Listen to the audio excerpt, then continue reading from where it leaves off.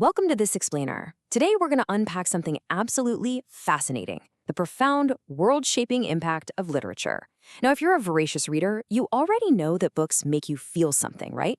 But today, we're going to look under the hood. We'll systematically analyze exactly how and why they do that. And we're actually drawing our insights today from some truly excellent academic materials produced by the Department of English at Odisha State Open University. Specifically, we'll be diving into their Unit 1 course text to really explore why literature is far, far more than just passive entertainment. This text provides a fantastic critical framework for understanding how words on a page interact with the actual real world. So, here's our roadmap for today. First, defining literature. Second, the mirror of society. Third, a tool for critique. And fourth, understanding literary genres. Let's get right into it. Section 1. Defining literature. More than just words. At its absolute core, literature is an artistic medium. It uses language creatively to dive deep into human experiences, concepts, and feelings. It's not just a basic means of communication, right? It's a highly evolved art form that enhances the impact of language to elicit really profound emotional reactions and provoke some serious, deep thought. And what's truly fascinating is the actual function of this art. Literature takes massive, sweeping, universal themes. We're talking love, identity, mortality, the quest for understanding, and it literally condenses them into unforgettable, imaginative realities. Think about the sheer enchantment of a poem for a second. It uses metaphor and symbolism to pack layers upon layers of meaning into just a handful of carefully chosen words. It takes the absolute messiness of life and distills it into something we can actually hold on to and process. Moving on to Section 2, the mirror of society, reflecting our world. You see, literature definitely doesn't exist in a vacuum. Authors and society are intensely connected. They constantly affect and reflect each other. Historically speaking, authors act as both historians and visionaries. They preserve our cultural traditions while simultaneously showcasing the core values and, the unique challenges of their specific era. Let's look at some specific examples from the course text to see this in action. Take epics like Homer's Iliad or Beowulf. These aren't just exciting campfire stories about monsters and heroes. No, they are literal cultural time capsules. They communicate the ideals, the fears, and the complex social organization of ancient cultures.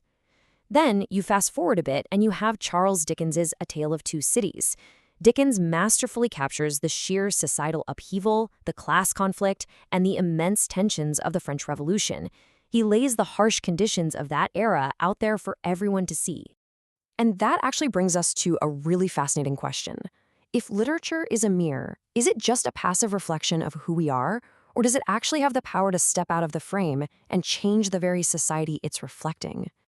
That brings us to Section 3, a tool for critique, the catalyst for change. Okay, this is where we completely pivot from passive reflection to active rebellion. Literature is very often weaponized to challenge the status quo. Authors might uncover glaring injustices, like Harper Lee confronting racial inequality head-on in To Kill a Mockingbird. Or they might use really dark satire, like Jonathan Swift's A Modest Proposal, to completely mock the British exploitation of the Irish. Or they might just challenge dominant power dynamics entirely. Look at Franz Kafka's The Trial, which exposes the totally dehumanizing nature of massive, faceless bureaucratic systems. In every single one of these cases, the author is forcing us, the reader, to look at a harsh reality that we might otherwise just completely ignore. And guys, the impact of this is incredibly real. Books have literally energized historical social movements. Harriet Beecher Stowe's Uncle Tom's Cabin was a massive force in energizing anti-slavery sentiments in the United States. Virginia Woolf's A Room of One's Own fundamentally challenged cultural norms regarding the heavily restricted opportunities for women. And then you have Toni Morrison's Beloved, which forces readers to confront the agonizing, lasting trauma of slavery by fostering this deep, unavoidable empathy. Literature doesn't just casually ask us to see these problems. It supplies the emotional fire necessary to demand real change. Finally, Section 4, Understanding Literary Genres, the Reader's Contract. To understand the underlying mechanics of exactly how these stories are delivered to us, we really have to look at genres. Now, we often just think of genres as helpful little labels on a bookstore shelf, right? Fiction, nonfiction, mystery, romance.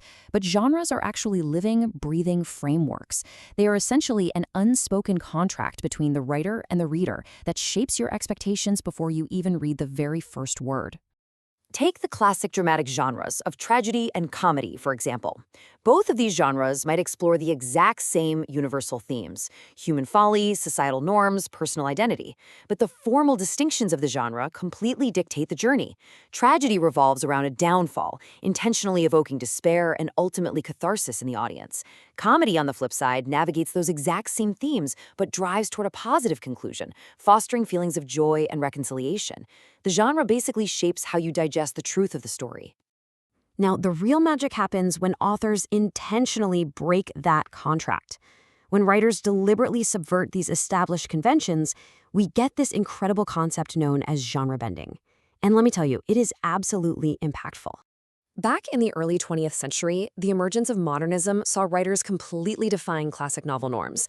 Works like James Joyce's Ulysses use stream of consciousness storytelling, blending fragmented, chaotic thoughts rather than sticking to traditional narrative prose. Or consider tragicomedies. They blend totally contrasting emotional reactions, making you literally laugh and cry at the exact same time, because honestly, that mirrors the messy, contradictory complexities of real human experience way better than a strict tragedy or strict comedy ever could. And just as society changes, genres evolve to reflect new societal anxieties. The detective genre, like Arthur Conan Doyle's Sherlock Holmes, didn't just magically appear out of nowhere. It emerged in the late 19th century as a way to mentally process the overwhelming intricacy and unease of booming city life. It was a genre built entirely on reestablishing logic and order out of chaos. Similarly, the dystopian genre, with works like 1984 and Brave New World, well, that mirrors our modern industrialized fears of mass monitoring, authoritarianism, and the loss of personal identity. The genres we invent are direct responses to the world we're trying to survive in.